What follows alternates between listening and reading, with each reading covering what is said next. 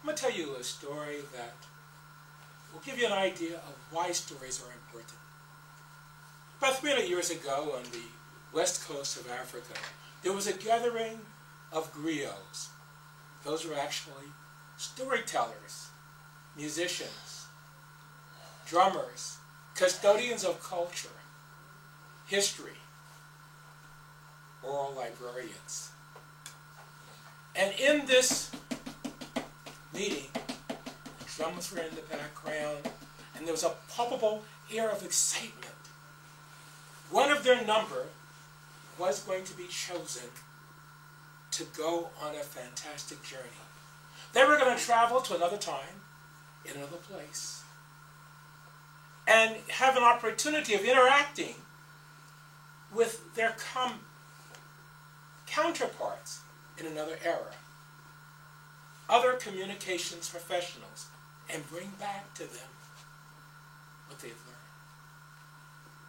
Kwame was chosen, and eagerly Kwame walks through the time tunnel and emerges in Silicon Valley at an internet marketing firm.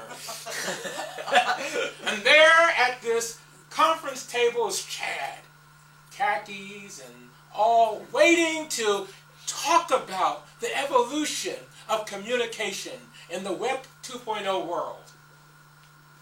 Chad talks about letters and how letters were carried by hand, by ship, by pony, by airplane, and how they were supplanted in some ways by telegraph, and then telephone, two-way radio, and then we have the internet age, where we have emails, and we make Twitter, and Facebook, and chatting. Kwame is listening to Chad go on, and on, and on, and on. And Kwame stops him for a second. He said, "What about story?" "Oh, we use stories for kids in elementary schools and in libraries. But we have this wonder of 24/7 connectivity." Kwame said, "Well, tweets are, you said 140 characters? How can you transmit your culture, your values, your faith, your history in 140 characters?" "Oh, but it's great, it's great, it's great," said Chad. "You can do it 24/7. You even get it on this little thing was in his hand all the time, anywhere, any place." Kwame frowned, shook his head, and let Chad go on. Soon the interview was over, and Kwame disappeared back through the time tunnel.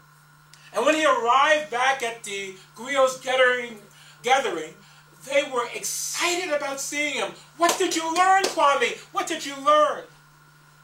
And Kwame said,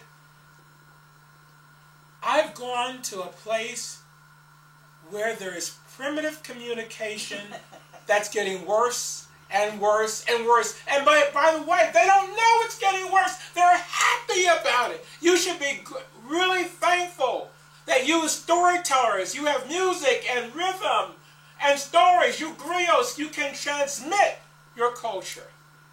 I thank God I live in this time."